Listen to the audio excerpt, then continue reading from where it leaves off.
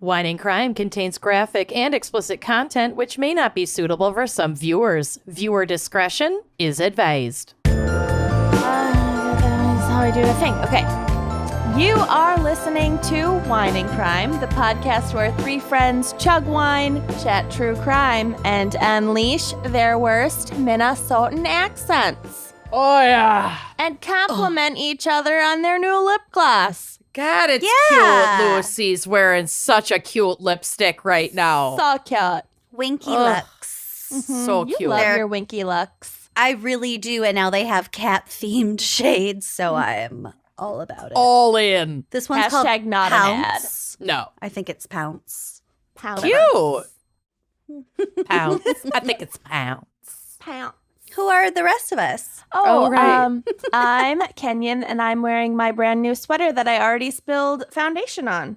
Cute. Oh, I'm Lucy. I got the new lipstick.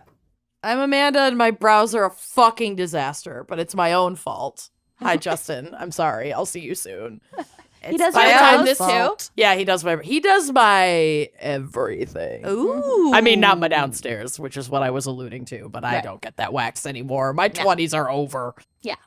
Yeah. Who has the time of day? Unless you're like going to Mexico for a week. Even then, I don't care. You think they don't have pubes in Mexico? Right. I don't give a fuck. I'm not My waxing that swimsuits shit are so anymore. full coverage now. Yeah. If I had anything poking out, I'd need to see a doctor, not a waxer. Yeah, it's basically a tux.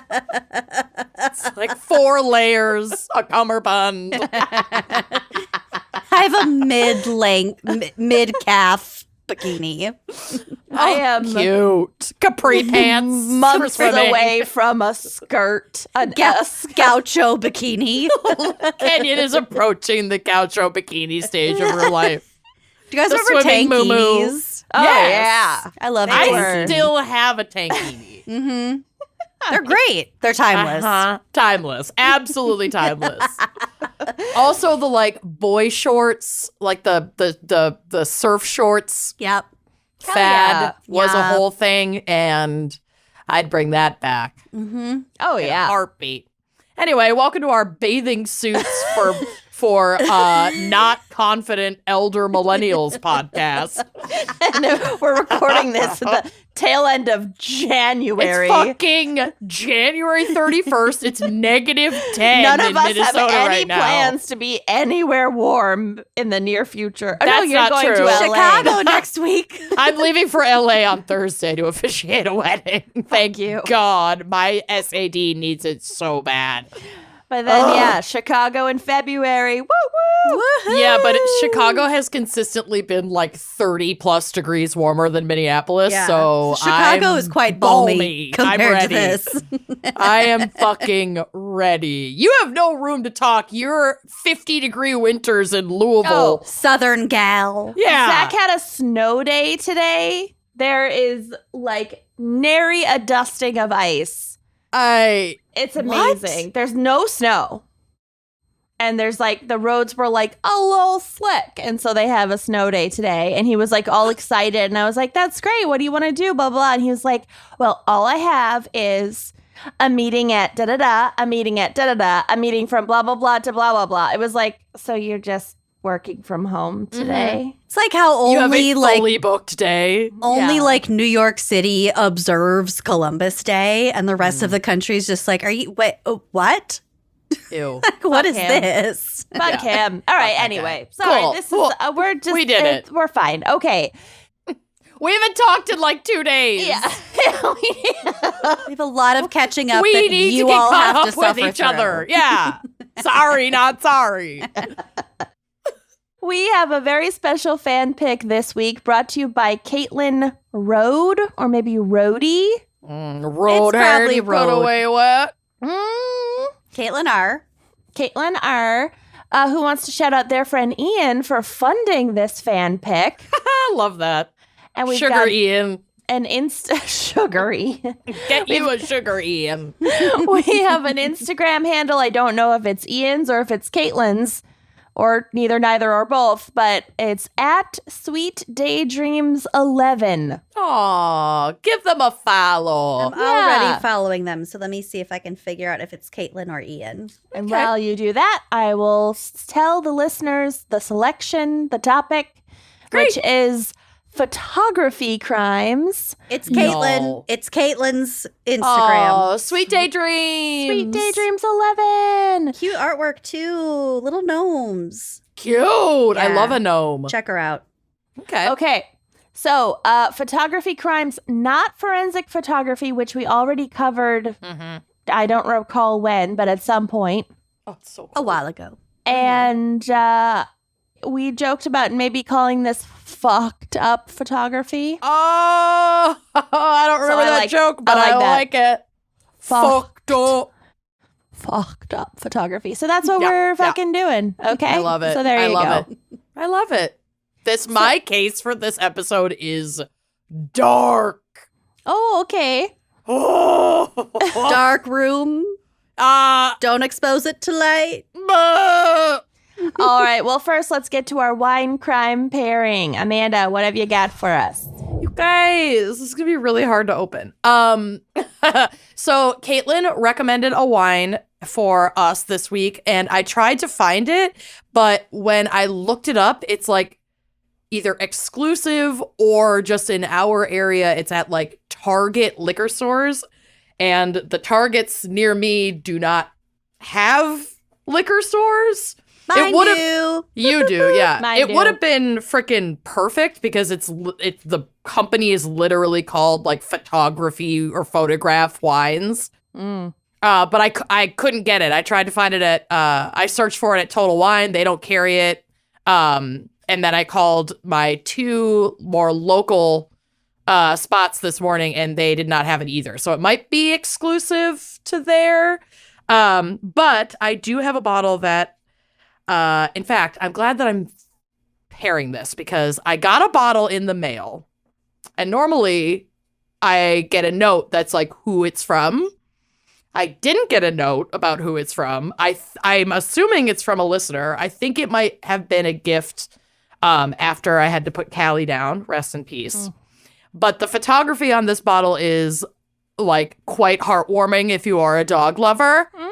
And so that's why I picked it, because I was just going through what I actually had that had like a beautiful, like Photo. actually used photography on the label and not just graphic design. So I am featuring Mutt Lynch. Oh, that is a Zinfandel. beautiful photo. Look how fucking Dogs are precious. so photogenic. I know. Isn't it so cute? Oh, I'm obsessed. I love it. And I'm obsessed with Zinfandel. So I'm really, really, really excited to be drinking this. She's 15% ABV. She is a popper. This is a Dry Creek Valley, California Zinfandel. Most Zinfandels that we drink in the US are going to be from the Dry Creek Valley. And that made me curious. Why are they so good from that specific region? So I did a little bit of research. First of all, the Dry Creek Valley is a premium wine growing region in northern Sonoma County, California. So if you are in that general area, sounds like a lovely place for a little drive. Maybe I've a little. still never been. I really want to go. I know we need to do like a work event. trip, California wine country, Yeah. so that we can expense it. Yeah. Because it's expensive, Yeah. and I can't afford it. I've only been to It's a Healdsburg. write-off. It's a write-off. I've only been to Healdsburg, but it's absolutely gorgeous. Like it looks like part of like a Disney park. Yeah, it's wild. But It looks fake. these rolling vineyard. I mean, that's how I felt when we were in wine country in South Africa getting ready for Kenyon's wedding. I was like, we're in a painting. What is going on? So in this region, more than 150 wine growers and 60 wineries produce wines of excellence from a wide variety of grapes, including the world-class Zinfandel, for which they are best known. So Zinfandel in Dry Creek Valley is like the MVP grape. It was like fucking born to grow here. What is the really crappy Zinfandel that White like my Zin. grandparents drank all the time? White Zin. Zin. It's Yeah. the brand Yeah. Sutter Home. Sutter Home. And we've paired that before. She knows who she is.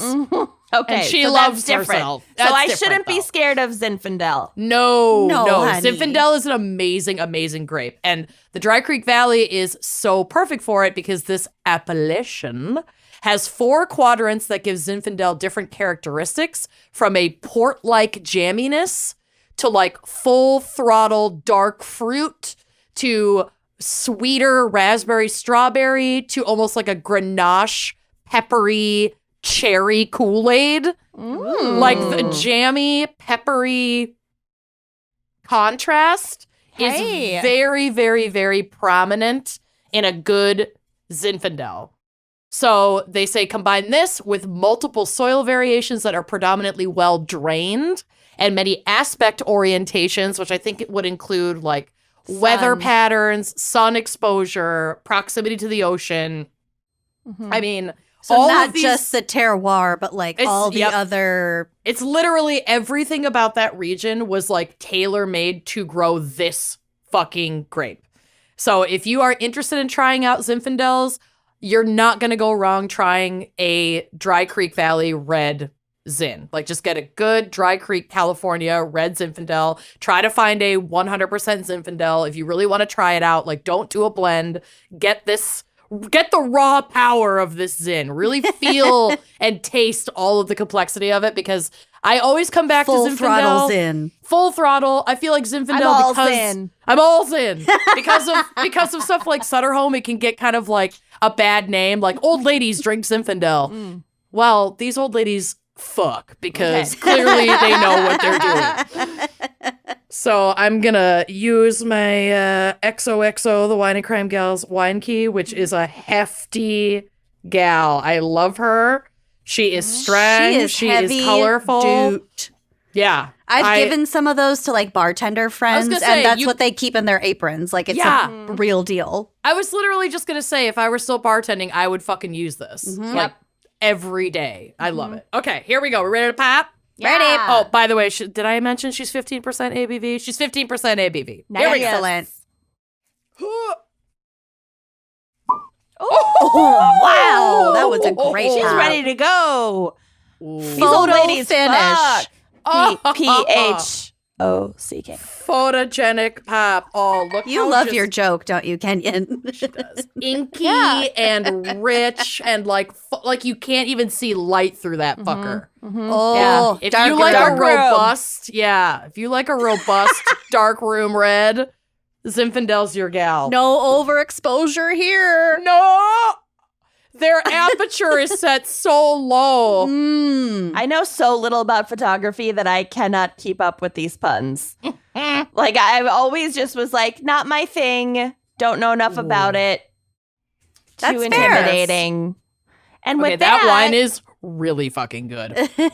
cheers. I finished what are you drinking? my 2 sips that I had left after I spilled all over my keyboard. Classic. I had 2 sips left of this one beer that we had in A our new fridge. Glarus. Oh, weird. That's not usually what I see you drinking. I know, it just sounded good. Yeah, fair enough. Every once in a while, a cold beer, like, Yeah. fuck yeah. And we only had one in our whole home. And you're not so going to I- let Zach have it. Are you So- sure Okay. you were allowed to drink it? Because that beer has quite the cult following.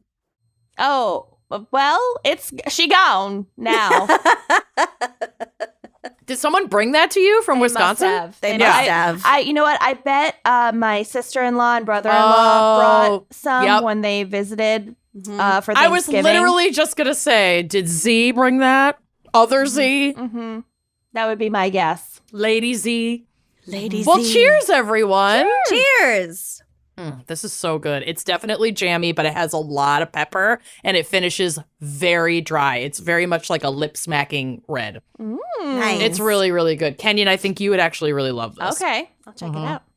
All right, Lucy, what is our background and maybe psych for fucked up photography? Well, wouldn't you know it? I do have psych for us. And also, first, I would like to explain and describe my sweatshirt that I'm wearing right now. and that we're all mad we don't have because it's so amazing. So this is a portrait, the first portrait of my parents that was taken together right after they first started dating. This is the last known photo of my parents. Yeah, look at your dad. Look at him. Is a serial killer. Murderer. He looks like he weighs about 84 pounds. Mm-hmm. Half looks of which like- is glasses. Yep. He looks like BTK in that He's photo. got, Yeah. but They're like way tinted, thinner. thick glasses. Yeah, my He's dad got, wore like, those too. Look how pretty my Very mom straight. is. Your mom is stunning. She's stunning. I She's mean, still stunning. So this was the first portrait that they took together because they took photography classes at Hawkeye Tech in Waterloo, Iowa. oh my God. That's how they met. And Hawkeye so Tech. this was like a Go Hackay. Go Hackay. it's now Hawkeye Community College. Oh, Hackay HCC. But they were in the same class, like a portrait class, and they had to like team up and take a portrait together, and they had just started That's how they met? seeing each other. And so this is their portrait that their friend took of them. Oh, How cute is that? Amanda's gonna sob. Oh. So for our family Christmas party, and I don't know if they have an ad in this episode, but canvasprints.com, I ordered this to be printed on a crew neck sweatshirt so I could wear it to my my big family Christmas party. It's so It's cute, so and we're good. all It's ordering so them. cute. It's amazing. Yeah. You're gonna I get like like it. compliments from strangers on your sweatshirt, and then you're Yeah. gonna have to be like, "It's my parents." It looks like something. It looks like an amazing find from a vintage Yeah. shop. I know it really does. Like Urban Outfitters fucking wishes.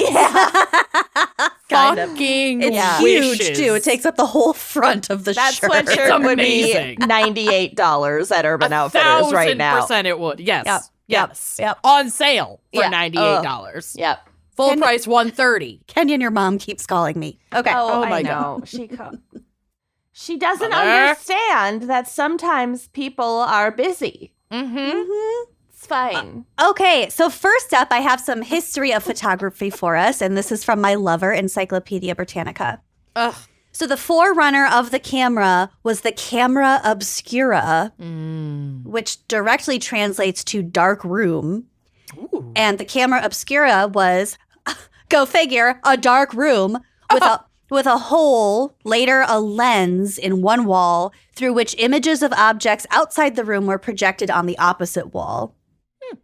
The principle was probably known to the Chinese and to ancient Greeks such as Aristotle more than 2,000 years ago.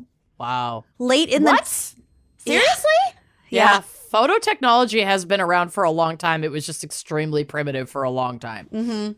Oh my Very God. primitive. Okay, I did It's not know crazy. that. I mean, when you think about it, it's just a science involving light. Mm-hmm. Sure, Projection but and light. Yeah.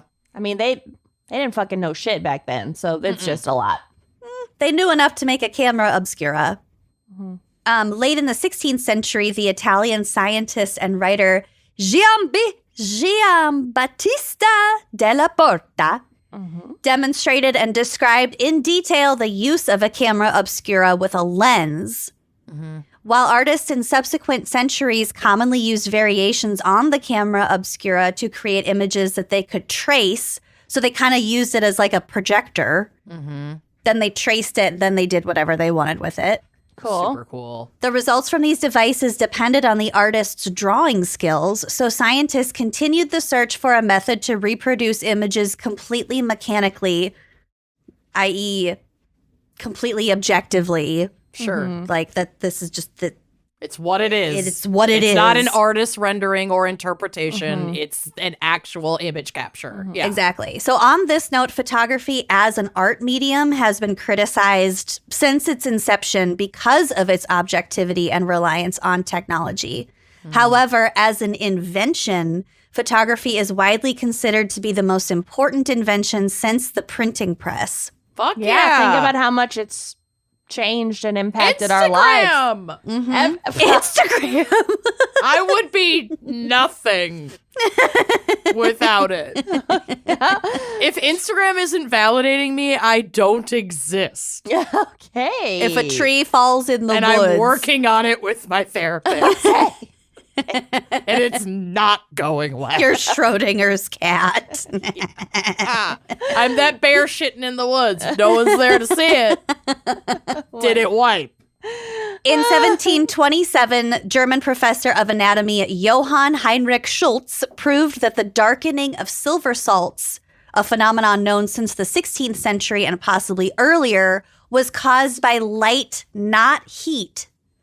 They thought it was heat, but it's actually just light. You know, that would make sense because of like what we observe in cooking. That would probably be my presumption as well. But alas, no. You idiot. Alas, Kenyon's presumptions are incorrect. I don't know what's happening. I feel really out of it right now. So I love You it. seem a little out of it. You are fucking looped, and I'm here for it. I don't know what why. it is I've had either. literally 2 sips of a beer. That is it. I'm just Motherhood, looped. babe. That's what Wisconsin Motherhood. beers do to you. True, that too. It's like a poison. In 1822, French amateur inventor, okay, this name, I have no idea how to pronounce it. Nicephore Niepce. sounds Italian, but okay. Niepce. Yeah, I got Nipsey. nothing. Nipsey Hussle. Nipsey Hussle. Rest in Invented peace. what he called heliography, which translates to sun drawing. In 1827, he combined this technique with a camera obscura and successfully took the first photograph. Wow. And that was of his backyard. And there is a photo of this photo on the drive, which will be on the blog. This exposure time was 8 hours. So the sun moved from one side of like the image to the other. Sure. So it's hard to, it's a little bit trippy to look at because there's shadows coming from 2 sides. Yeah, it looks like who's that artist who has those weird like optical illusion paintings and the famous one where he's like drawing his own hands. MC Escher. MC Escher. It looks like an Escher drawing, does, kind a of. little bit. Yeah, because it's just Weird. it's trippy to look at. Yeah, it's very trippy to look at.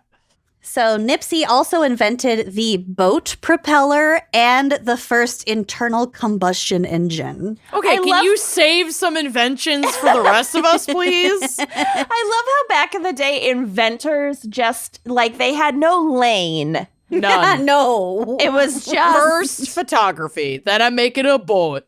yeah. Keep up. Yep. Stay with me here. Got those boat shoes from Ever After. You know, once we've conquered sea, we're going to conquer land. I'm making a car. Yeah. Well, air could be Well, an photography. Yeah. Oh, yeah. Light. In Earth, the air, fire, water. the September. What's it called? What's that song? The 22nd of Oh, September. I was thinking of 21st. The Craft. But Yeah. do you remember 22nd of September. the The 22nd 30th of September? It's Amanda's birthday. That is 30. my birthday. The 30th. In the 1830s, Nipsey teamed up with Louis-Jacques Monde Daguerre, and together they developed the daguerreotype. Daguerreotype. Daguerreotype. That makes sense. Okay, so that makes sense. So they found that if a copper plate coated with silver iodide was exposed to light in the camera, then fumed with mercury vapor and fixed or made permanent by a solution of salt, a permanent and very detailed image could be formed, like on the That's like plate a of silver. lot of steps to figure out. I don't understand. But cool. Some people's It's brains, incredibly complicated. Some people's brains are just amazing at figuring out puzzles with like separate ingredients, and I am just not one of those people. It's why I Yeah. don't cook. You're not an amateur French inventor in the late 1700s, and that's Super okay. not. You know what? Thank you for validating that it's okay for me not to be that. 'Cause that sounds like my own personal hell. A great number of daguerreotypes, especially portraits, were made in the mid-19th century. We will get back to this. Here are some fun facts about photography. A man named Dileesh Parekh, who is a photojournalist from Mumbai, has the largest camera collection. He owns 4,425 antique cameras. There's a photo of him on the drive, which will be on the blog as well. And his little, He's sitting on a face, bed. his little face is so cute. Look at his little, with his collection. his pleased little expression. He's just like curled up on his bed. Yeah. I love him. He's so cute. Oh my God. This is quite the collection. This is really fucking cool. Look at the huge Although one I on the spied left. binoculars. That's, Yeah. I oh, wait. saw those. Maybe that's I think they have a camera attached to them. Yeah. I was like, They're just sir, they're lenses, wait. you guys. They're lenses. Well, no, there are literal binoculars like- in the yeah. lower left with like a third lens in the center. I think it is like a long range, like a old long range camera. It's must Some be a kind camera. of invention. Yeah. In 1975, Stephen Sasson invented the world's first digital camera. He was working at 75. He was working at Eastman Kodak at the time. This camera weighed 8 pounds, and it took the camera over 20 seconds to commit the image to tape. LOL. I mean, same, but I love that so much. There's a picture of that on the drive too. It's the dork-looking white guy with Yeah, the he huge looks- camera. I mean, what an invention, but he looks real dorky. He looks like Larry fucking Bird. I Yeah, don't know. he Every so like does. dorky white guy to me looks like Larry Blonde, Bird. tall, blonde man. Yes. Wow. Also, the his hands are very confusing. He's The more you Ooh. look at his Holding it. hands, the more disturbing they get. I can't look at that anymore. Something's off. Okay. So there is no exact number for how many photos are taken per day on planet Earth, but estimates suggest that more than 1 trillion photos are taken in a year. 12% right. of which are by Amanda Jacobson. Yep. Yep. On of average- my food and Kenyon's baby. On average, 95 million photos are uploaded daily just to Instagram. Over 300 million photos are uploaded to Facebook every day. Boo. And every 2 minutes, we collectively as humanity As a society. snap more photos than the whole of humanity did in the 1800s. Every 2 minutes. Okay, well, I'm going to contribute to that right now. Yeah. Great. What should I take a photo of? Oh. Cheese. Oh, I loved this fact. Before modern flash technology and when photography required considerably longer exposure times, photographers had to deal with igniting dangerous chemicals or other products to illuminate their subjects in order to reduce that exposure time. Oh, dear. The most commonly used materials were magnesium, aluminum, or zirconium. There were Here, also suck on some mercury and then you'll glow and Let I'll me be just able to light capture this you better. Do you think that's what I merconium said? on fire. No. Okay, good. I don't think that's what you said. It's just what I'm imagining. They make small explosions or flashes to illuminate their subjects so that there isn't like an hours-long exposure time. That's we've seen that in like cowboy movies. Oh, yeah. Yep. The crazy explosion flash. Yeah, Yeah. that's iconic. Yep. And the bulb would break. Yep. There were also experiments with flash powder, which is a mixture of magnesium powder and potassium chlorate, which was explosive. This was dangerous both while grinding, so during preparation of the powder itself. At the middle school dance. Yeah, grinding can be dangerous. No grinding. Grinding can AAA. definitely cause some explosions. Yeah, make room for Jesus. God, we were so gross and feral. You're the one who still enjoys dry humping, according to many times you've said that. Still? I don't You know the said last that, like, opportunity I've on had to this dry hump. show. I've got nothing against it. I'll find it. I'm not in I sixth know grade you said that anymore. on this show. I'm okay, find it. I'm not so great at it anymore. With my back, Not like I riding need a a hip bicycle. replacement. No, you do forget how to grind. If you do not grind consistently, It's you muscle will lose memory. that muscle. Yeah. Promise. So this was dangerous both while grinding at a middle school dance and when using the powder as an explosive flash. And many photographers have died while preparing or firing it off. And many Yep. others suffered serious burns. Yeah. It's a miracle humanity made it to this point. Oh. Yeah. Oh, yeah. We should be dead. We played with fucking chemicals and gunpowder and shit to get a picture. The only way we have any food is because early humans just like tasted shit until they died or didn't die. And like invented different poisons because trial and error. Yeah. On a related note, the chemicals used in the development of photographs included mercury, silver nitrate, lye, and other dangerous chemicals. Yikes. These were extremely dangerous, and many photographers had to take time off from their work due to illness caused by exposure to these chemicals. And over time, prolonged contact with these chemicals and different metals could lead to madness or death. Oh my God. It's seriously like photography is definitely the most goth of the arts. it's very goth. It's very goth. Photography and like watchmaking. Were you thinking of what I was thinking of? Mm-hmm. What the fuck Are was we that going to called? get to it? What was that called? S-Town. S-Town. Yeah, S-Town. Yes. The top hat. Okay. Are we gonna get to it? Yes, we are. Not S-Town, but other goth things. Okay. But first, the first silly cat photo was taken in the 1870s by a man named Harry Pointer of a cat dressed up in a three-piece suit and a tiny top hat. And it's so cute And there's a iconic. picture that will be on the blog. Oh, it's labeled Silly Kitty. I love him. Oh, it's such a well-tailored suit. It's Fits like a glove. It's a custom suit.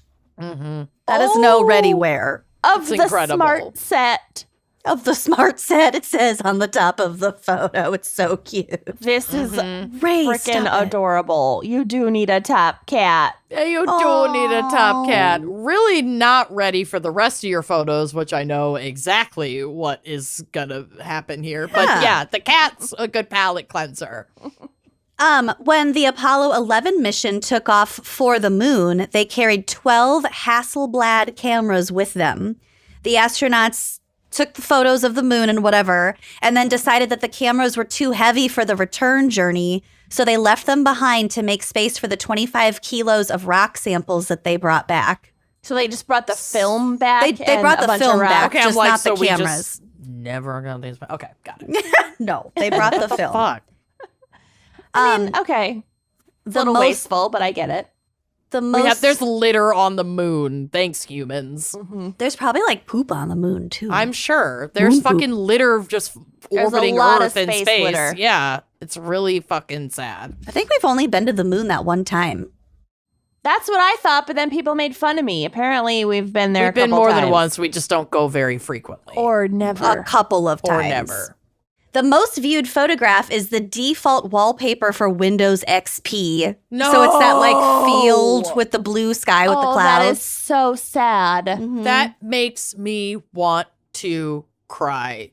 The image is named Bliss and was captured by Charles O'Rear in 1996. I mean, it is striking as It's- an image. it's but we've fine just for a seen wall. it. I'm Paper. traumatized by that Yeah. screensaver. Backdrop, wallpaper, not even a screensaver. It's wallpaper. The desktop wallpaper. It's just it takes me to a place long gone. And I can don't hear the love sound. it. Dun, Yeah. dun, dun, dun, dun, dun. Oh God. A study conducted by Kelsey Blackburn and James Shrillo from Wake Forest University showed that the left side of our faces looks better in photos than the right side. It says that the left side of our face exhibits greater intensity of emotion. And because of this, we perceive it as being more attractive. You know, my left side, the skin is a lot more like even, and I have like more like redness in this cheek on my right side. Well, we know Sheena from Vanderpump Rules will only pose with the left side of her face, so she knows what's up. Wow. Okay. Not me testing the sides of my face in my webcam. Last fun fact, before the takeover of digital cameras, the U.S. government was covertly taking pictures of the Soviet Union. To achieve this, they launched 20 satellites, which each contained around 60 miles of film That's a lot of along film. with their camera. And when the film was like used up, when these photos were taken, it was jettisoned from the satellite and fell back to Earth. Oh, Presumably God. at like a specific point. Presumably. Okay. Not just like, well, fuck this film. Take it, Yeah. Siberia. Whoever it hits wins. That was a waste of time. State secrets. There you go. Woo! Enjoy. If found, please return to the CIA. Okay, so like I said, I do have a little bit of psych for us. Not that this has ever or will ever affect Amanda. Let's discuss the issue of camera shyness. Studies suggest that photography, self-confidence, and self-awareness are all related. So those with low self-confidence, social anxiety, introversion, low assertiveness, etc., can be reasons to be camera shy, quote unquote. From Wikipedia, an individual who experiences camera shyness is often in fear of the unexpected or the unknown in social situations, causing them to avoid the camera. I have a photo on the drive. Do either of you follow the depths of Wikipedia on Instagram? Mm-mm. They just show like stupid fucking shit you can find on Wikipedia. I think it's hilarious. So there's a photo that I found on the camera shyness page. It's just a photo of a girl covering her face. A camera shy person hides her face. That's the caption. My mom hates having her picture taken, and I've started to just yell at her for when you're dead. Yeah. So that she like agrees to take a photo. I was like, I need a photo of you and your granddaughter for when you're dead. Mhm. Yeah. Yep, it's true. That'll get her. I need to leave a large Instagram presence to prove I lived. Same. Ugh. In a social situation that is anxiety-inducing, people tend to have behavioral responses that prevent the situation from getting worse. An individual walking away or hiding their face is a behavioral response from camera shyness. A physiological response could be shaking or an increased heart rate. A related condition might be scopophobia, which is a fear of being seen in public or being stared at by others. All of which is different from like cultural norms where like in some cultures people don't want their picture taken. Like it's not, I didn't even get into that. It's not It steals appropriate. their soul. Well, like I mean, it's a belief like any other. 1,000%. I kind of believe it. I have no soul and a lot of photos of me. A lot of selfies and notes. A lot It's of just selfies. chipped away at your soul. Oh, yeah. There's nothing left. Running on soul fumes. She gone. My soul cavity is a camera obscura, a dark, empty room. Absolute void. So last but not least, let's discuss one of my favorite topics, post-mortem photography. There are so many photos of deceased children on Yes. the drive. And actually, let's visit one because, okay, so it's the one labeled PMP7. okay. The child in the lower right looks exactly like Putin. Yeah. She does. Like, I can't look at this Exactly photo of a like dead Putin. baby. I can't do it. Sorry. fine. There's dead adults too. Ugh. Okay. You don't have to look at them. This is from a BBC article. In images that are both unsettling and strangely poignant, families pose with the dead, infants appear asleep, and consumptive young ladies elegantly recline, the disease not only taking their life, but increasing their beauty. Okay. Oh, God. Rude. Victorian life was suffused. You were hotter with consumption. Well, they're like really. Literally, that's what caused all the, like, beauty standards. Yeah. Ugh, I hate it. Yeah. That book you gave me for my birthday, Kenyon, the rose. The Sick Rose. The Sick One Rose. moment. Let me get it. Yes. Oh. That's my problem with holiday budgets is that I find cool gifts for people and then I'm like, I need that too. And then I have to buy two of them. But yeah. The Sick Rose. So good. Mm-hmm. Yeah. Just like look at portraits her. of. Yeah. But lots of beauty standards came from medieval or Victorian That is illnesses. what it looks like when celebrities remove their buccal fat. What's buccal fat? Oh, it's like it's your cheeks. Face. Your face. It's It's like when cheers. it's when celebrities now they have like super sunken. Ugh. Oh, cheeks. like the gal from Queen's Gambit. She looks real sunken. This is Anya Taylor-Joy. Oh, no. Kinda. I don't know. She might naturally just look like that, though. Yeah, I don't know if she actually did that, but like, what's her name? She's accentuating the one from it. Glee who can't read. Yep. Leah Michele. Yeah, she did it. She had the fat sucked out of her cheeks, and she Can looks she real not weird. read? No, that's the rumor, joke. and it's There's fucking a really hilarious. funny rumor, but no, I'm guessing she believe can it. read. I'm choosing to believe it. Okay. I believe she can't read. Victorian life was suffused with death. Epidemics such as diphtheria, typhus, and cholera scarred the country. And from 1861, the bereaved queen made mourning fashionable. Trinkets of memento mori, literally meaning remember, you must die, took several forms and existed long before Victorian times. Remember, we went to the funeral museum in Houston, Amanda, and we saw the hair wreaths and all that I memento loved mori. those. Yeah. I think I was there. I went to that one. We sent you a picture of the triple coffin and said, Oh, wish you were here. okay, yeah. never mind. You definitely didn't go. I don't remember Lincoln's why. tiny lock of hair. Okay. Oh, yeah. Oh, that was weird. Okay. Do I look like the moon again? A little A little bit. bit. And it wasn't the moon, it was the sun. I you contoured this time. Okay. Locks of hair cut from the dead were arranged and worn in lockets and rings. Death masks were created in wax, and the images and symbols of death appeared in paintings and sculptures. But in the mid-1800s, photography was becoming increasingly popular and affordable, leading to memento mori photographic portraiture. The first successful form of photography, the daguerreotype, which are a small, highly detailed picture on polished silver, was an expensive luxury, but not nearly as costly as having a portrait painted, which previously had been the only way of permanently preserving someone's image. As the number of photographers increased, the cost of daguerreotypes fell. Less costly procedures were introduced in the 1850s, such as using thinner metal, glass, or paper rather than these silver plates. Death portraiture became increasingly popular. Victorian nurseries were plagued by measles, diphtheria, scarlet fever, rubella, all of which could be fatal. That's why we get fucking vaccinated. Ooh. It was often- Not me. Oh,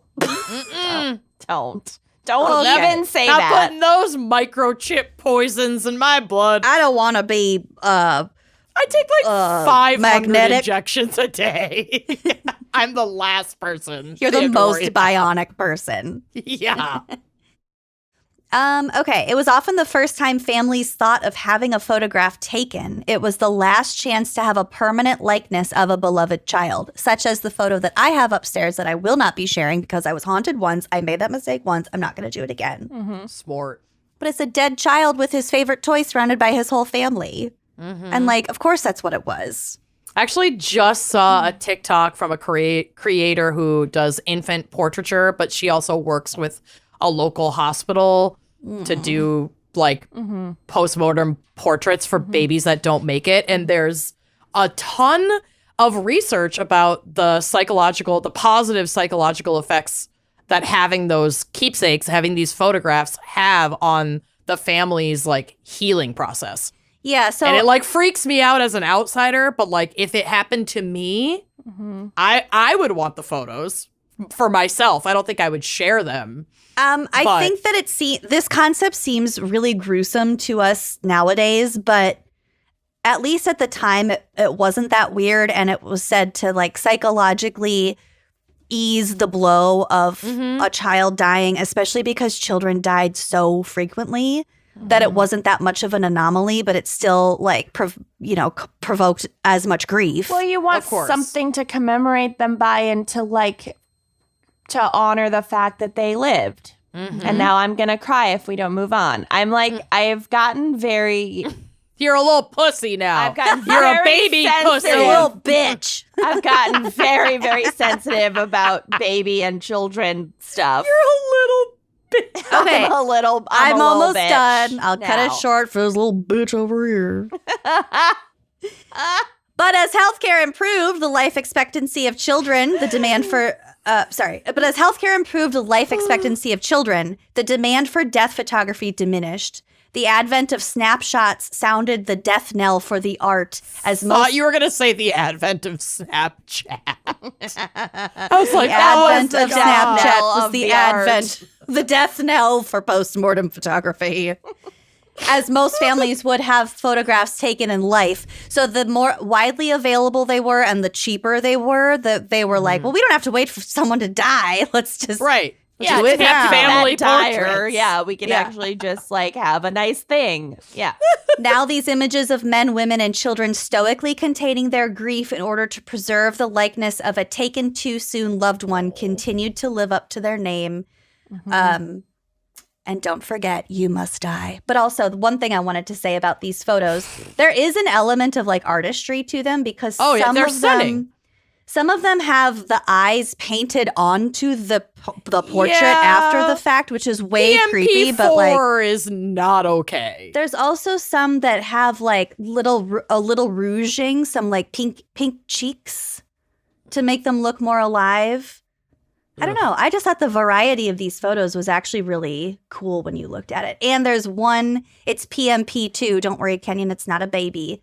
But you can see the exposure time of the people who were alive. It's pretty blurry versus the dead subject, which is completely still. crisp. That's true. Yeah. Whoa! And you can see they put some blush on the living people.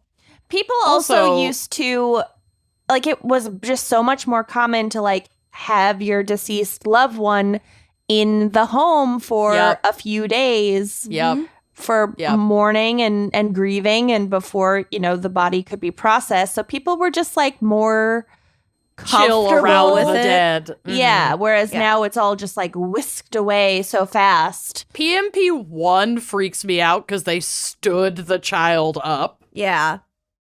Well, that Which was one is dead? The young one? The youngest? The one with the eyes closed. Yeah. Which one is dead? Well, sometimes people blink. Yeah. She's dead. They all look dead, but They just well definitely lit. all look dead. is the Especially problem. the one next. Can you see the brother who's stuck posing next to his dead sister? I can't. Being like, we I need do to not move wanna on. be I here." actually Doesn't feel like nauseous. I can't handle it anymore. I used to think this was so cool too, and now I can't. That kid I is can't handle it. pissed. That kid is pissed. His Yeah. seat assignment is not his fave. Really? We had to go in height order? Ugh. I'm the older. I'm oldest. just short. Can we do alphabetical? Can we please switch spots, please? Want to She's trade moving. spots? Now a silly one. Okay. Anyway, so that trend is done, and I am a little disappointed, but that's okay. Anyway, everyone's gonna die. Moving on. That's my segment.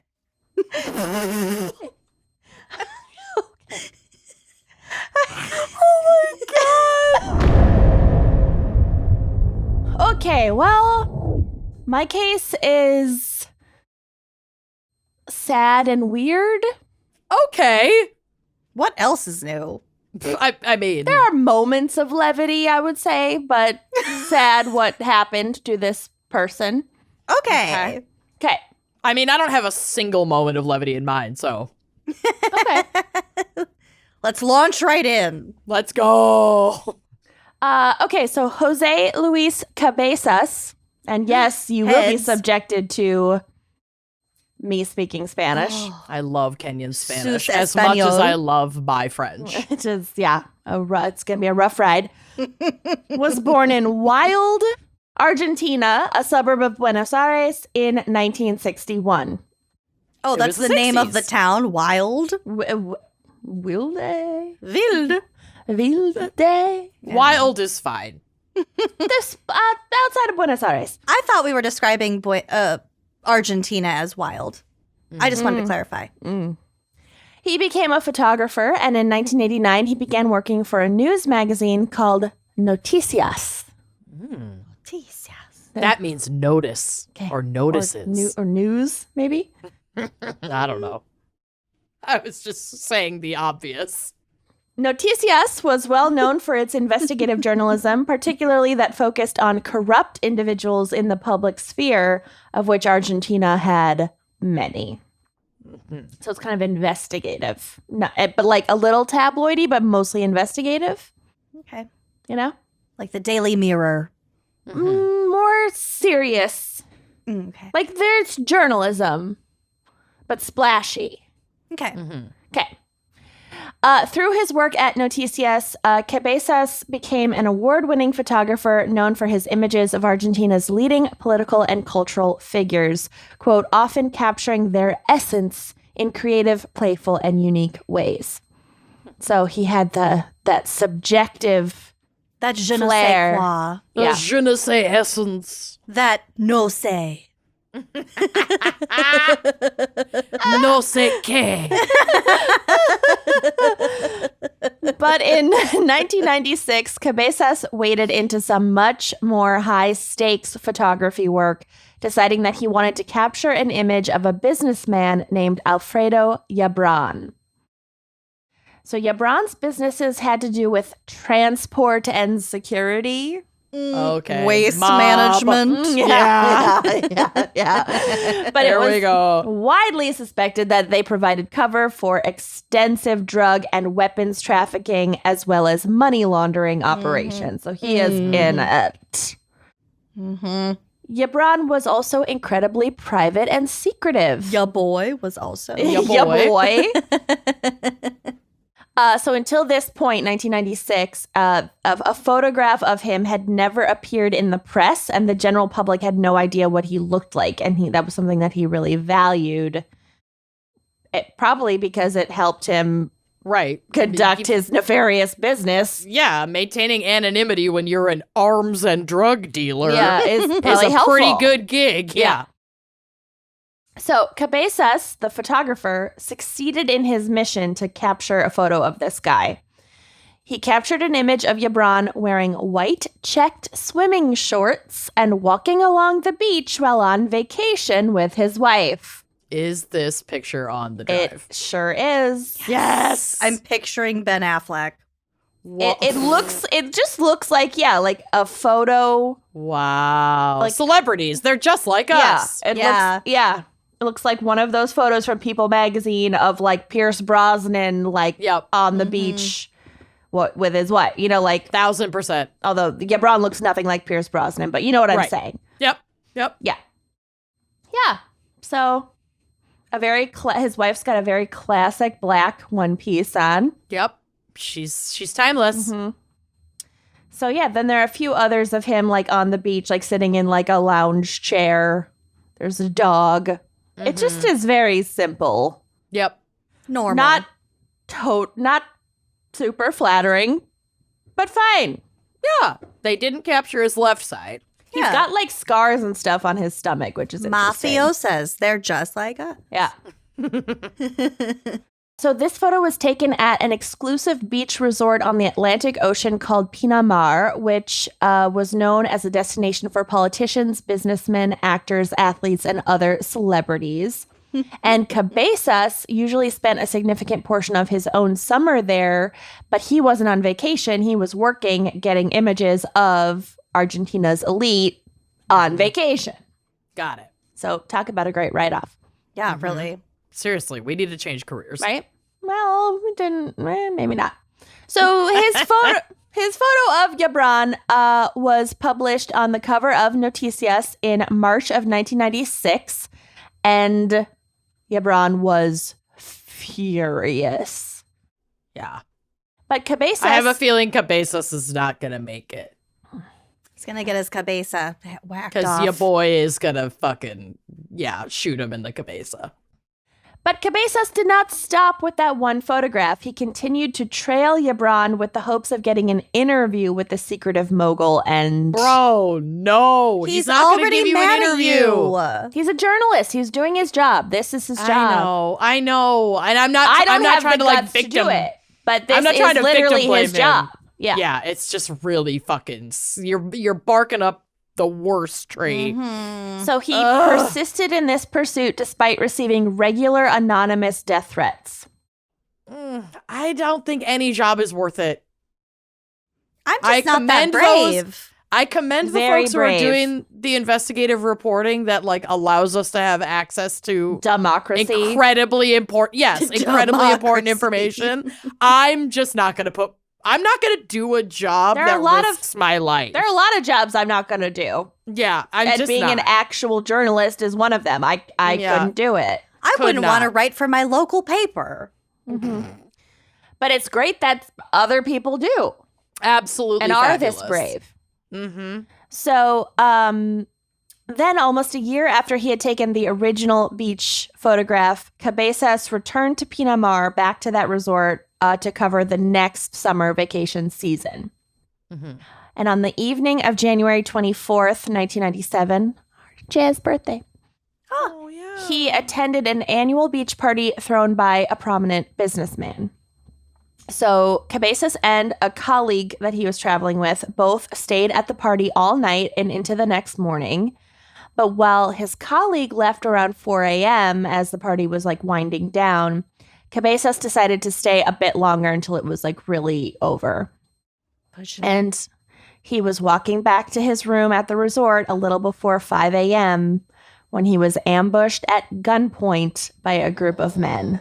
Can you imagine being out until 5 a.m.? Ugh. Now? I'd rather be ambushed at gunpoint. God. Absolutely not. I don't have the stamina for that shit anymore. Mm-hmm. In my 20s, fuck yeah. I don't know. I think Not now. I had one late night like that in 2019. Yeah, when we were in New Orleans, we were up till like 4. Yeah. But I didn't go out that night. you did not. And Kenyon and I almost died. We were so hungover. Oh, yeah. I saw poor a video. God. Yikes. I puked in a lot of trash cans on that trip. I don't Let's make just a put it that lot way. of good decisions, but that was at the top of my list. You made the right call that night. I did not You did feel the right great thing. that whole next day at fucking CrimeCon. Ugh. Okay. No, that was the day we left. Yeah, well, we still had to show up to our booth at 8 a.m. Yeah, we had 2 or 3 hours at the booth the day we left. I remember helping Kenyon pack because we had to go to the airport. I had multiple strangers tell me I didn't look great. Okay, rude. Yeah. Well, You looked fantastic. At least it wasn't Dirndl Day. Okay. So back to poor Cabezas. Okay, this poor man. So he's forced at gunpoint into a white Ford Fiesta rental car, which was actually his rental car that he was using. Mhm. So they're also like basically carjacking him. Yeah. Super cool. And Noticias had provided him with this car for the trip. They drove in this car to a nearby cave. Nope. Where they beat him severely before shooting him twice in the head. In the cabeza. Oh, no. They then returned his body to his rental car and set it on fire. Oh God. Why not just leave him in the cave? That'd be a Because they great wanted place him to be dump a found body. as a message to other journalists. Oh. Not to fuck around. Okay. Mhm. I first heard cave and I'm like, brilliant. Yeah. Okay. Yeah. When the car and the charred remains of his body were discovered a couple hours later, the hands on his watch had stopped shortly after 5:30 a.m. So they knew the like moment that probably not the maybe the moment he died or just a moment during the beating when like the watch got broken. Yeah. Got fucked up. Oh, that's creepy. Ooh, that is creepy. Yeah. Cabezas' murder was largely viewed as an attack on the free press and on journalism. It induced fear both at Noticias and in other newsrooms across the country. And this is because, like, a lot of fucking journalists received death threats. But now there was, proof that these could actually be carried out if they got on the wrong side of certain people. That's so scary. Some journalists and news photographers began requesting bodyguards accompany them when covering certain stories, and also some newspaper offices had to begin installing bulletproof windows. Oh God. Yeah. And like, I don't have it at my fingertips, but I think I saw some headline, the gals misremember, about how like 2022 was one of the worst years on record for like Journalists. The free journalist press. murders. Democracy. Ugh. There were a lot of like deaths of journalists and people covering the war in Ukraine. There really were. But it's been ramping up over the last like 8 years. Mm-hmm. Like the Charlie Hebdo thing and Mm-hmm. So complicating matters, the president of Argentina at the time, Carlos Saúl Menem, despite publicly condemning the murder like you do, was known to have close ties to Alfredo Yabran. Your boy, I Yabran. love Alfredo. So according to another Noticias journalist at the time, quote, "We only knew that if a mafia organization wanted to attack one of us again, and if that organization was shielded in some way by the government, any precaution could end up being scant unless we started dedicating ourselves to another kind of journalism and stopped investigating dangerous people." I feel like this is a bad translation, but basically saying like it would be useless if like these powerful people are also backed up by the government. Right. Like, how can we protect ourselves besides just like turning to like fashion news? Right. Which we're not going to do. So We had a terrible feeling that if it were up to the national government, the crime of our comrade would never be resolved, end quote. The killing and the wider corruption in this country that it illuminated sparked massive protests, becoming a symbol of Argentina's larger struggle for press freedom and freedom of expression. I feel like if we have any listeners in Argentina right now, they're like screaming because this was a huge deal in the news and we have never heard of it.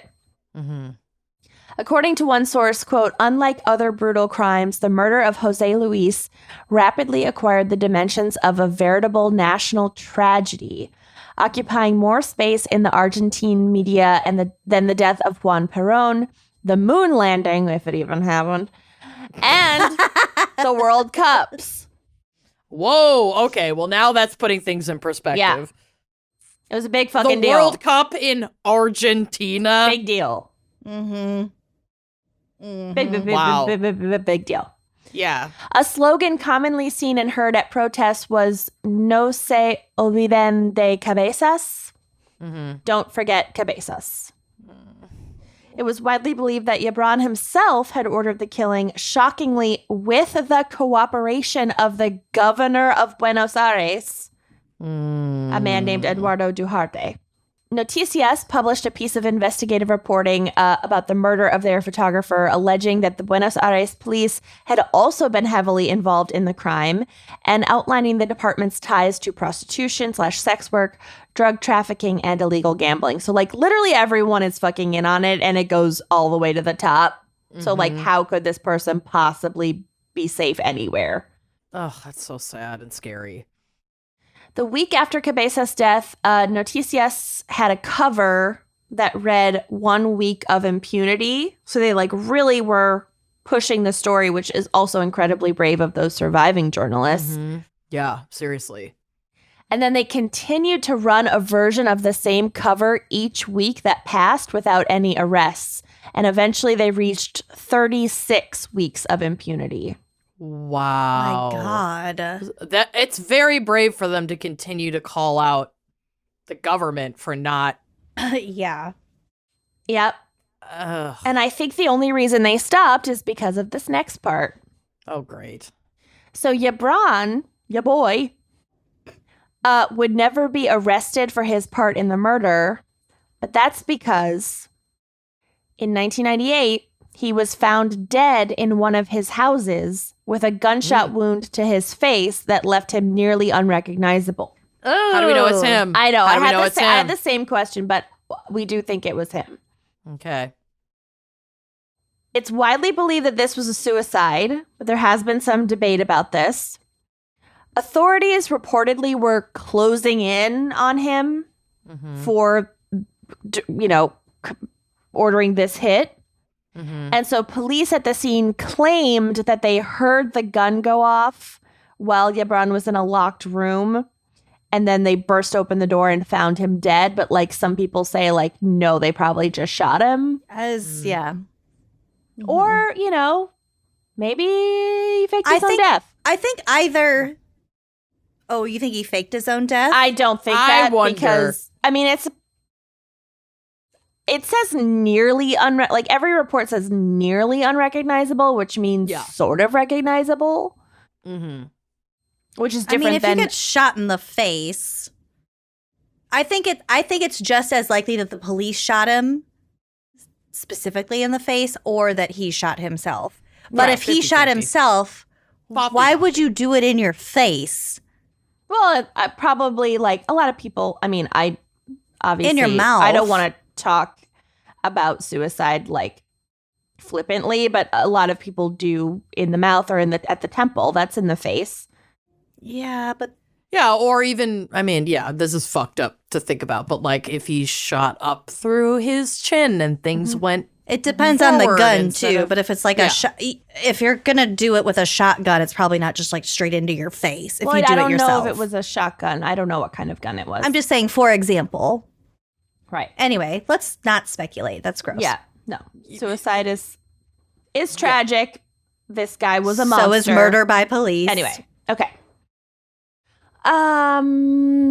So the investigation into Cabeza's death did eventually lead to the arrest of 8 people.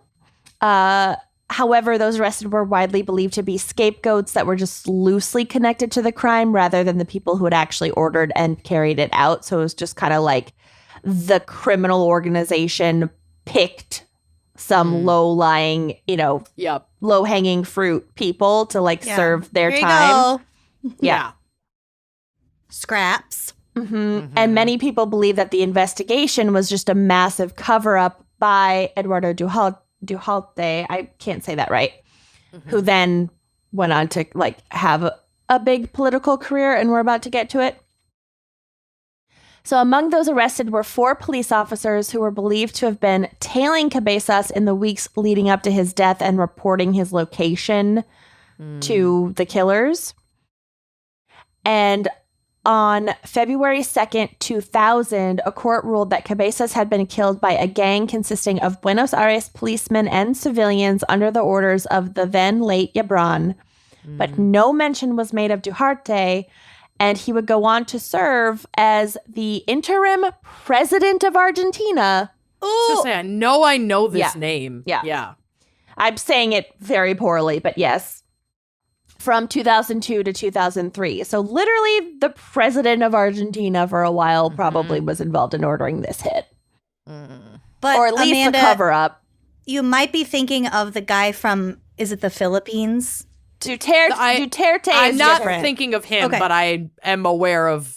They sound a lot alike. But he was president for like a long time. Yeah. Not for Way a year. too long. Yeah. So all of the members of this gang were sentenced for Cabezas killing. They have since all either been released or died in custody.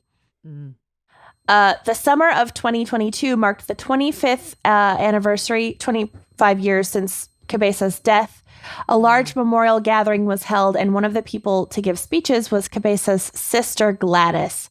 She stated, quote, "We are all in danger, and we must say enough with impunity, enough of them doing what they like with us.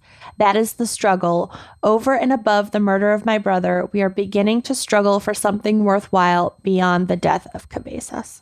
Oh, Gladys. I know. So all of this because, well, Of that photo. because he took a photo of some rich fucking gross criminal billionaire douchebag on the beach, and that guy killed him for it, Yep. for taking a photograph. Wow. Not even Did a he photo do of it- him committing a crime. Not even No, like just- evidence of anything. Just a photo. Yeah.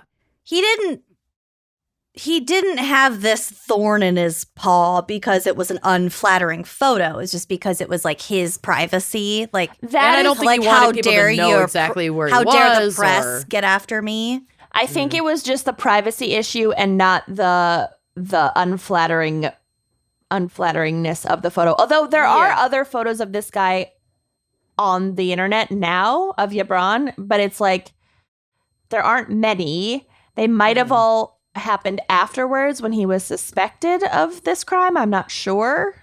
And he's in like a suit. Yeah, because there are a lot of photos in your folder of him. Well, and after his death, people might have felt braver to share photos that they had of him that had not been shared before. Right. So that makes sense. Mm-hmm.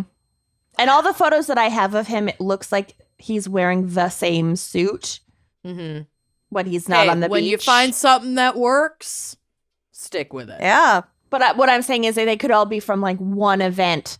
Could be. So yeah. I know. Wild. Isn't that crazy? Like I just don't think about, I know that there are such risks to journalists, but just like taking a photograph of someone you wouldn't think would. On a public beach. Yeah. In a public place. Right. Yeah, like what if he had just been in the background of one of my Instagram pics? I could be dead. You could bring it back to her. Bringing it full circle back to Amanda. How could this affect me? And my brand. Huh. So that is my case. Wow, that's nuts. Sad. Are you ready for my case? Yes.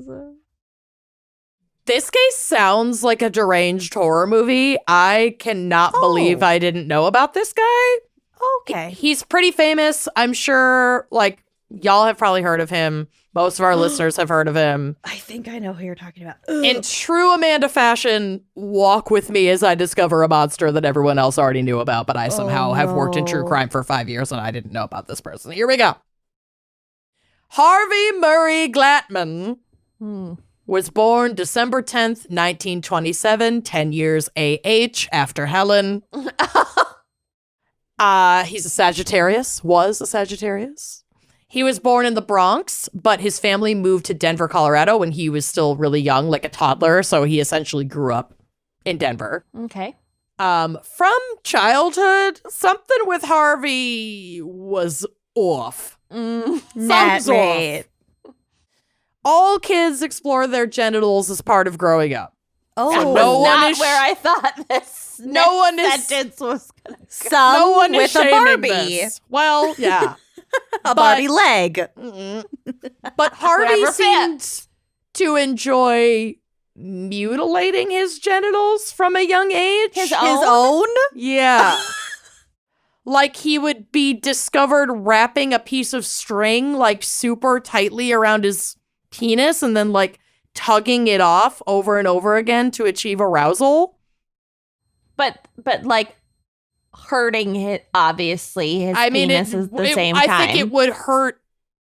The way that it was described, that would it hurt seems like the it skin. would hurt. Yeah. So now he's equating pain and sexual arousal at an early age. Cool. Right. And when he was 12, he was caught by his mother in their bathtub, like an empty bathtub, experimenting with autoerotic asphyxiation, where he had like fed rope like through the drain and back up to make like a pulley system so that one side was around his neck and then he could like tug at it to choke himself. At what age? While masturbating? 12 while masturbating. How would you how would that even like occur to you if you...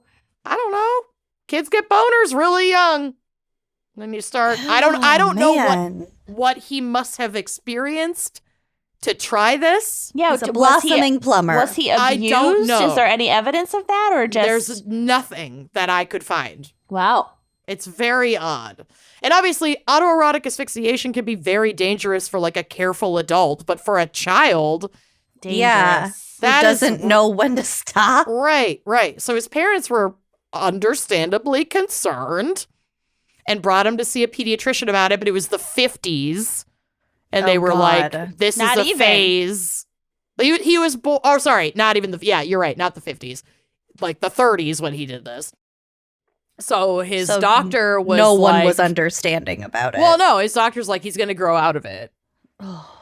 I don't know. Freud says this is totally normal. Yeah, it's the anal phase. Quote, it seems like I always had a piece of rope in my hands when I was a kid, Harvey would later recall. I guess I was just kind of fascinated by rope. Okay. As a teen. He's a ropist. Yes, and Oh, no. as a teen, he seemed to move on somewhat from his fascination with rope temporarily, but only to replace it with a new thrill, breaking and entering. Yep. Nope. Mm-mm. Cool. Yep. Excellent combination. Nope. We know where this is going. Abso-fucking-lutely not. Yeah, we know exactly where this is going. He specifically targeted young women's apartments where he could find and steal lingerie and other trinkets from their homes. If this happens to you, not that it's gonna, not that the police are gonna help, but you have to report it. Make a record of it and change all your security measures. Well, because this is how it fucking starts and it escalates, and these people... Wouldn't it be nice if the cops took shit like this seriously? Yeah, that would be nice. This is a fucking... This is like a clear map to serial murderer. Yeah, everything that's happening here. Yeah, it is the haunted road atlas. Yeah, to serial murder. Shout out, and that's why we drink. Yeah. So in one instance, he found a gun and pocketed it, breaking into somebody's house. And the breaking and entering and like stealing, all that thrill satisfied him sexually for a time. But as we know, eventually the thrill wears off and behavior escalates. Simply breaking into women's apartments was, no longer arousing for him. Now he wanted to interact with his victims as well. Mm-hmm. So he started stalking young women, and soon he was committing sexual assault against them. Though he was arrested on a first-degree robbery charge in November of 1945, he was not charged with assault and only served a month in jail. Oh. We've discussed this so much, but like our justice system can seriously embolden predators by not enforcing consequences. And he's a really good swimmer. And we see this super often with privileged white men and boys. And this guy is like an unassuming white guy. So this, like, going to jail for a hot second and then just being let out was a common routine for Harvey, who was arrested again at the age of 18 while he was still in high school for tying up one of his classmates at gunpoint and molesting her. Oh my God. Yeah, went to jail for like a couple weeks, maybe a month. Oh Jesus my God. Christ. He continued to rob and sexually assault women for years, often being arrested and serving short stints in prison. Around this time, 1945 or 1946, when he was like arrested a couple times, Harvey made his way from Colorado back to New York. This is after high school, and this is at the suggestion of his mother, who helped him secure a job as a TV repairman. He had like been learning this skill while in and out of jail and prison. And so he had like this trade, and she helped him get an apartment. Send him into people's homes. Yep.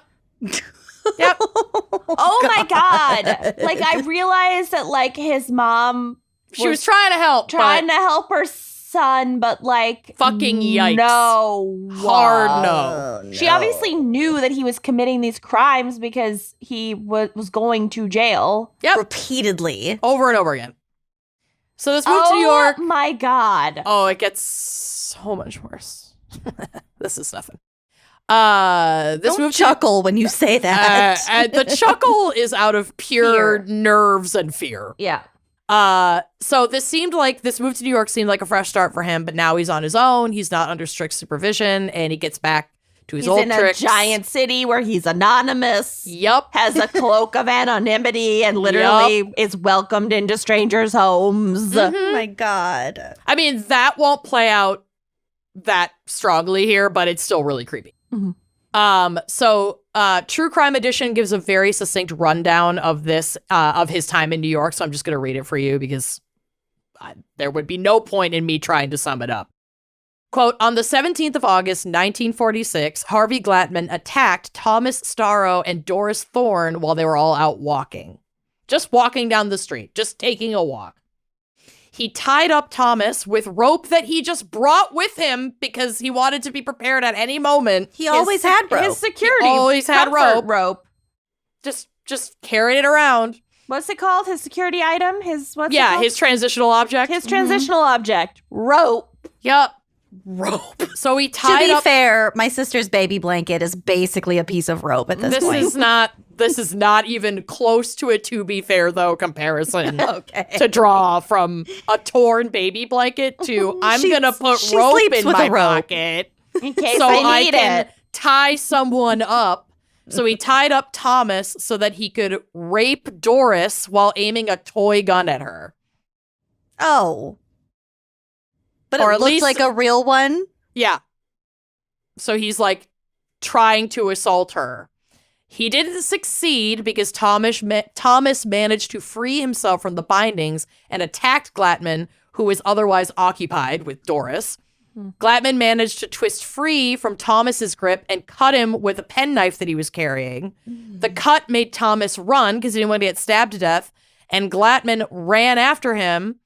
Didn't run after him. Ran, like there was such a commotion that, Glattman flees, finds himself on a train to Albany, New York. And a few days later, on the 22nd of August, now in Albany, he attacks a woman named Florence Hayden. She's a nurse. He pushed her into like a grassy yard as she's just walking down Main Avenue in Albany. He's just like out in public doing this shit. Told her to stay quiet as he pointed the toy gun at her while he tied her up with the rope that he had in his pocket. She realized that he wasn't holding the gun anymore, so she screamed and pushed him away from her.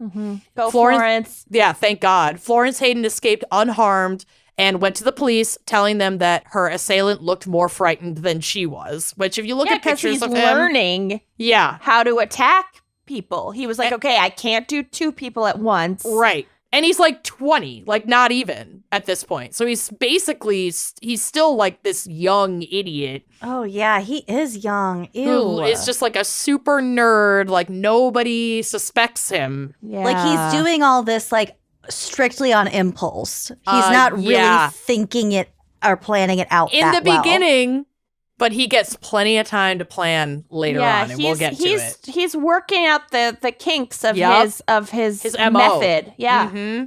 Oh, it's so creepy. Yep. So she goes to the police. Obviously, they don't do shit. The next night, he approaches two women in Albany to fulfill his urges. He planned to attack them both, but as he reached them, he lost his confidence. He instead demanded they give them their money while he waved his toy gun at them. The women, Evelyn Burge and Beverly Goldstein, handed over their purses and he ran off, mumbling to himself. 2 days later, Harvey Glattman was arrested. He was in the process of following his next victim when he was apprehended carrying the toy gun, the rope, and a pocket knife. Once captured, he immediately confessed to his crimes, but was like, I think he made it seem more like armed robbery than anything else. But he's finally arrested. He's sentenced to between 5 and 10 years in prison. But he would only serve 3 before being paroled in 1948, despite being diagnosed a psychopath while in prison. And now, I'm not saying that anyone with a stigmatized mental health diagnosis should be locked up forever. Absolutely not. No. But I am wary of a repeat offender who receives a diagnosis of this magnitude while in prison with being no paroled treatment after only 3 years of a potential 10-year sentence for a rapid string of heinous and violent crimes. And escalating. 3 years. That's nothing. no So- referral, no treatment, no nothing. Nope. So he's out. He's paroled, and once the strict rules of his parole lift, Harvey was able to leave the state and made his way to Los Angeles in 1957. This was a purely intentional move to broaden his pool of victims. Though his record was, on the quiet side while he was on parole, he was most certainly plotting how he could get back into the swing of his predatory behavior. I'm sure he was stalking the shit out of people that whole time. I'm sure. Learning knots and shit. His move to LA opened up a whole new world of targets, and he disguised himself as someone in the industry in order to access vulnerable young women. Oh my God, like the casting couch thing? Not really the casting couch, but he went to Hollywood and pretended to be a photographer. Okay. So he started out by affiliating himself with modeling agencies, posing as a photographer, targeting young women who were struggling in their careers, getting their contact information, because a modeling agency just is going to trust. There's no internet. This white man with a camera comes in and is like, I'm a photographer. I'm looking to hire blah, blah, blah for blah, blah, blah. That's and they're how like, it oh, works. here's a list. Yeah. Yeah. Right. Getting their contact information and offering them modeling jobs with low-level, like, pulp and smut magazines and, like, romance novels, like, just shit that's easy to lie about.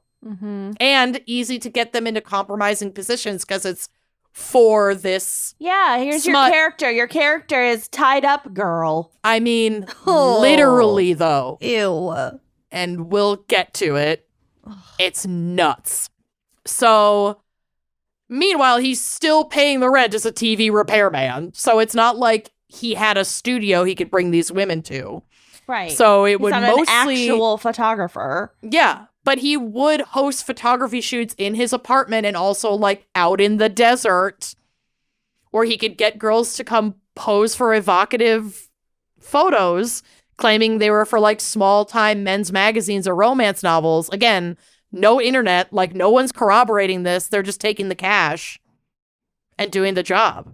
There was another case that came up that I almost did, but it's more well known, but it's about a photographer who murdered a model out in the desert after like doing this whole shoot. And I think it was because, well, it's because he's a douchebag, but Right. she like said something about how he was shooting. Mm-hmm. She criticized him. Yeah. And he killed her. Mm-hmm. I thought you were going to cover that guy who killed like multiple women, but he always took like a snapshot of them like right before he attacked Yeah. them. Yeah, I can't- that's exactly what this is. We'll get to it. It's not the same case then, because this one was from like the 90s. Oh, okay. Well, then more than one person has done it, but this guy Great. definitely Great. did it. Great. So he would have these women either like costumed or in various states of undress. Then he would tie them up, take pictures, and while they're unable to fight back, sexually assault them. And he would do this numerous times in the course of a few short months in 1957. Mm-hmm. So his first like murder victim was 19-year-old model Judy Ann Dull. She was tied up in a messy and expensive custody battle with her ex-husband over their 14-month-old daughter at 19 fucking years old. Oh, I cannot even imagine. God. No.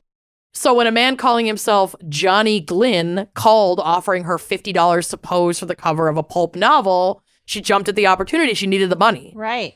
And like this was his thing. It's like get these struggling, vulnerable Yeah, women. he doesn't want the No one's models- successful. Yeah, because they have connections and they can Are tell recognizable. someone. Yeah. Yep. Not someone who can pick and choose their jobs. Exactly. So he offered to come pick her up for the shoot so she wouldn't have to pay for transportation. She's like, great, this is perfect. Her roommates were home when Harvey, posing as Johnny, arrived, and his small, unassuming, bespectacled appearance immediately put folks at ease. Like, Yeah, if you he saw just this looks- guy, you'd be I probably like, would have dated this guy in high school. he looks like a photographer. He He looks does. like a nerdy little photographer. They questioned nothing as he packed up Judy and drove away. But once she was in his apartment, he pulled out his gun, tied her up, and raped her multiple times. Some reports said this was his first, like, successful, quote unquote, I hate that word, but penetrative rape. Mm-hmm. And Oh, that this was Jesus. when he lost his virginity. He would have been about 29 years old, which is a social construct, but obviously that's what it was in the article. His previous assaults had been molestations, like digital penetration or rape attempts. But it's also hard to know how accurate that actually is given, like, He also could have victims that we don't fucking know about. exactly. And there Also, is that's all really subjective. So. It's very subjective. And it's still assault rape. is assault. It's rape. Yeah, like Yep. that's all still rape. Exactly. We're not saying it's not. No. but- Absolutely not. That's not at all what I'm saying. Right. So when he was finished with Judy, he drove her out into the Mojave Desert where he strangled her to death with his like weird rope pulley system. His BFF rope. And buried her in a shallow grave, which like he didn't even really bury her. He just kind of like kicked sand over her ish. If it's the desert, Yeah, that's probably you can't really dig in there anyway. not really. And this would become his MO. Quote, I would make them kneel down. With everyone, it was the same, Glattman would later confess. With the gun on them, I would tie this 5-foot piece of rope around their ankles, and then I would loop it up around their neck, that I would stand there and keep pulling until they quit struggling. So you just hogtied them. Yep. Oh my God. Oh my God. Harvey's next victim was 24-year-old Shirley Ann Bridgeford, a divorcee and model who he met through a personals ad in the paper under the name George Williams. Harvey picked up Shirley under the pretense of taking her on a date to a local dance. Instead, he brought her back to his place where he tied her up, photographed her, and then raped her before taking her to the desert and killing her in the same way that he had killed Judy.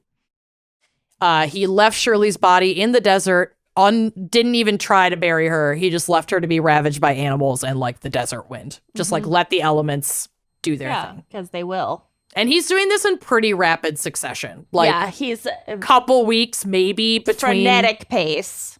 Mm-hmm. He went back to his photographer scam with his third victim, 24-year-old Ruth Mercado. He found her through a modeling agency and the two scheduled a time for a photo shoot. When Harvey arrived to pick her up, she was ill and wanted to reschedule. Harvey agreed and left her house only to return hours later while she was sleeping to break in and rape her repeatedly at gunpoint throughout the night. Oh my God. When the sun came up, he took her to the desert where he killed her. And all these women are just trying to fucking work, have their career, Live. take care of their kids, live their lives, maybe go on a date to a fucking dance. Mm-hmm. It's so fucked up.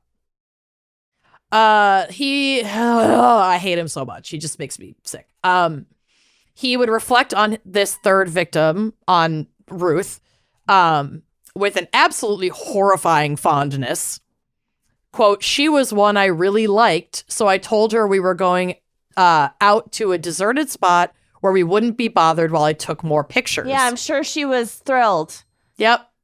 He's talking like they were just having a conversation when he had just I know. broken into her home and raped her, and then he was taking her to murder her. Yeah. And he's like, I told her we were going to go to this nice spot Where nobody would bother us and take more photos. Like it's possible you did tell her that. He probably did, but his delusion is that she was raped and murdered, and he's like, he's reflecting on it like it was a lovely day. Right. Yeah. Or like it was somewhat consensual. Well, exactly. I have legitimate chills. Yeah, it's disgusting. He goes on to say, we drove out to the Escondido district and spent most of the day out in the desert. I took a lot more pictures and tried to figure out how to keep from killing her, but I couldn't come up with any answer. Because he wanted to keep her. Mm-hmm. Yeah. The articles I was reading for my research included photos he took of his victims before killing them. The photos themselves are not bloody or even like nude. These women are clothed. But knowing what came next for these women was too much for me, and I did not include the pictures. Mm-hmm.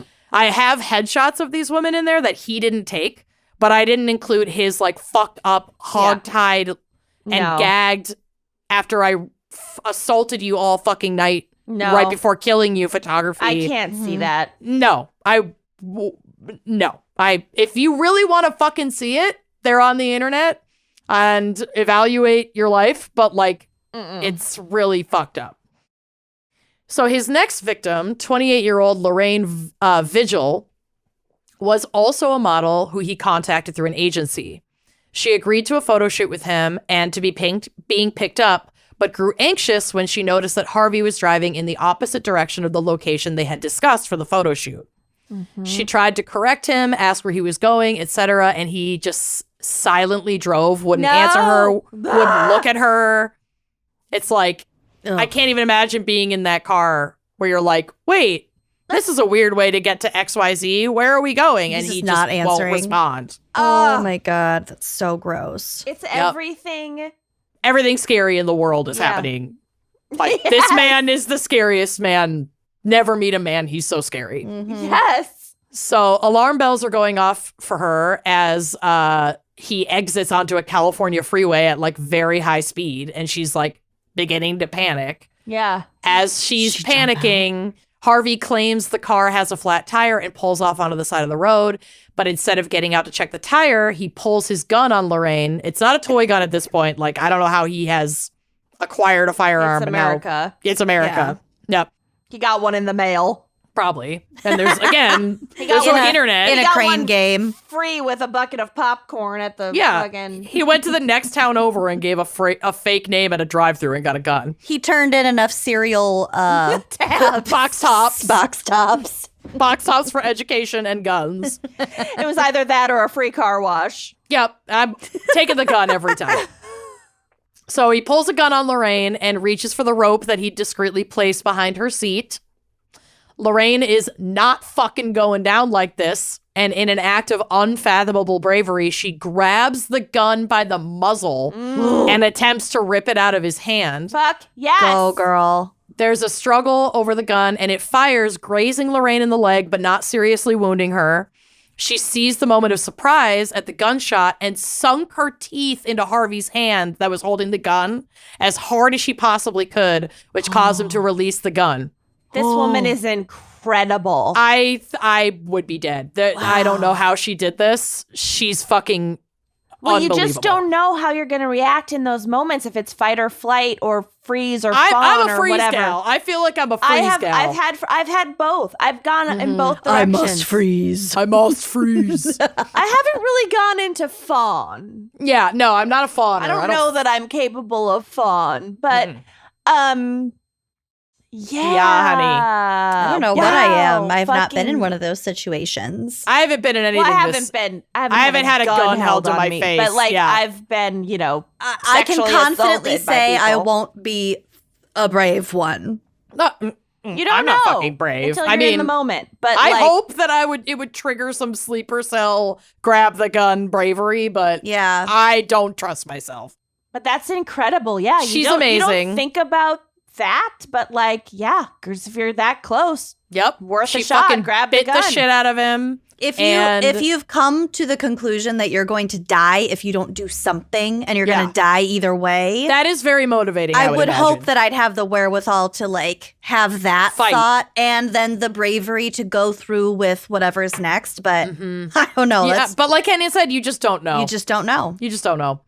So she bites the shit out of him. He makes him release his hand. She grabs the gun and turns it on him and holds him there until police arrive. She'd like flag down a passing driver Oh for my help. God. What a badass bitch. Yup. So Harvey's my God. Yeah, there's a photo of her on the drive, and she's like, first of all, she's stunning.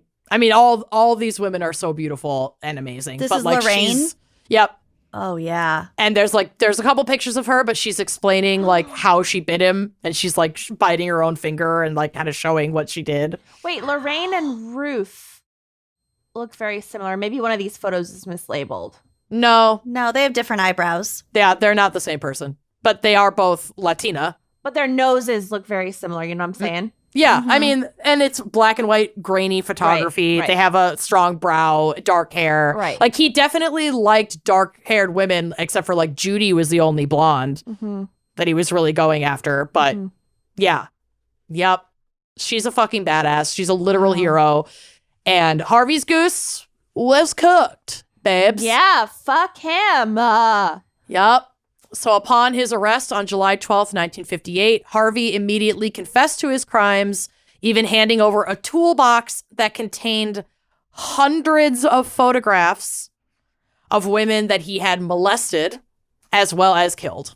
Jesus I'm assuming Christ. he was the one developing these photos. There weren't like you had to have your own. Yeah, like, he darkroom, did basically. his own shit. They didn't have the Target 1 hour draft bath back then. On that note, though, I used to work at a photo processing lab, and the only rule, so like we had to flip through all of the prints to make sure there was no dust on the negatives. Otherwise, we'd have to like reprint it or whatever. It was just a quality check. But basically, every roll of film that I developed during the like year and a half that I worked there, I You're looked looking at at all the every pics. single one. And that's the case for every photo developing lab, not that they fucking exist anymore. But like our boss, we saw some like really questionable shit. And our boss was like, if nobody appears underage or there's Nothing no you can like really do about it. active like violence involved, if there's nothing apparently illegal, then you don't say anything. Like it's sort of a Right. but Could there be wa- art. There was one situation where someone did have to call the police, and I don't remember the details, but yeah, Yeah, don't take it to like a 1 hour fucking photo. Or don't take those or do. kinds of You know what? If you're going to be pictures, this kind of monster, predatory you should. pictures. They don't look at the photos. Take it. Mm-hmm. Yeah, I take that back. We never saw anything. So upon his arrest, he immediately confessed to his crimes. Like I said, gave evidence over to the police. He's a stupid little bitch. Well, it's not even that he's... Fuck this asshole. He is a stupid little bitch, but also I think he just knew that there was no getting out of it. So like, yeah, I fucking did it. What was he sentenced to? 4 days in jail? I fucking wish. At trial, he pled guilty and insisted that he be given the death penalty, and they granted his wish. On the 18th of September, 1959, my mom's birthday. I don't know if she wasn't born in 59, but her birthday, September 18th. Happy birthday, Mom. Harvey Glattman was executed by gas chamber. He was 31 years old. Oh my God, he did all this damage and he was only 31. Well, he started harming women when he was like 15. Yeah. So he was at it in some way, shape, or form for like 16 years. I mean, he's so gross. Yeah, in and out of jail and prison over and over again for assault. And breaking and entering and stealing lingerie. And that's like, it's a roadmap. It's literally a roadmap for what he went on to then do. It's so absurd. Like, you can see this coming from miles and miles and miles away, and no one did shit. The authorities, the fucking justice system didn't do fuck all. And these women never should have been raped or murdered or assaulted. He should have been put the fuck away a whole lot earlier. After his bullshit in New York, after everything he'd already done in Colorado. I mean, again, when he did that. Jurisdictions. Yep. No one's communicating with each other fucking now, let alone before the internet. What he did in New York was completely unknown. Or what he did in Colorado. It was hard to even make a long-distance phone call. Exactly. It's just like, I always think about the like golden era of serial killers being in the 70s because it did seem like we had this weird surge. The golden era of serial killers was every moment up until like 1998. Yeah. It's just wild. Like, he was just doing this with impunity. Yeah. I just... You just give a false name. Give a false name, Put dump them in the desert. Paper. Pay cash for everything. There's no internet. No one's cross-checking, cross-referencing. And he's just this boring-looking little nerd in either New York or L.A. No one's going to fucking pay attention to him. Nope. So anyway. He looks harmless. He looks completely harmless. I'll give him that. Those glasses are fire. So his interest in photography was totally ancillary to just his... It was a means to an end, it sounded My like. understanding was that he took the interest on in order to lure, like, to successfully be alone with these women. And then it became part of his, like, sexual gratification then to have these look at these photos and relive these moments and and do it all himself. It's a closed circuit. Right. So it just like it's both. Like a snake eating its own fucking tail. Yeah. Isn't that nuts? I had never heard of this fucking guy. I hadn't either. Ugh. There was another guy in the 80s or 90s who did something really similar, and they found like a trove of photos of trafficked girls, sex workers, people who wouldn't, kind of like transient and they're women. Still working on trying to identify a lot of them, I think. Yeah. Right. But there's like one photo of like a girl like doing this. It's haunting. not a camera shy. It's not a camera shy thing. You can tell she's being like attacked. she's in a shed in the middle of fucking nowhere, and she's like, I can see that photo in my brain, like it's so seared in my sad. brain, and I can't. That's why I couldn't cover that case. Yeah, absolutely fucking not. And I looked at, because I was forced to, a handful of these photos from this guy, and like, they're totally. That's the thing with like snuff photography, basically. Yeah. What it is. It's like it's a snapshot in time, and so in our brains, it feels like the crime is ongoing, and therefore it's really we fucked should up. be able to stop it. But then you take a moment and you think and you realize, oh no, it's already happened. And it's even more heartbreaking. It's so heartbreaking. It's so heartbreaking. And it's like seeing some of these women tied up in the desert in these like beautiful outfits that they had brought to thinking they were going to a fucking modeling shoot. And like their hair done, their makeup done, like they are just there to work. And it's like, I don't know. It was so hard to look at their faces after everything they'd already experienced leading up to that moment that he takes those photos. And I had to scroll past them quickly on their own, but I could not bring myself to put any of those pictures on the drive. I couldn't we do don't it. want it. I don't want to see that either. I can't. Handle it. It was fucked. So yeah. Special thanks to me for picking this case for myself. I don't know what I was thinking. Weirdly fucking super dark episode. Thanks, Caitlin. Dark room episode. And Ian, Sugar Ian. And Sugar Ian. And check out Sweet Daydreams 11 for presumably not murder snuff photography on Instagram. Okay, I hope not. We'll see you next week. Goodbye. Bye-bye.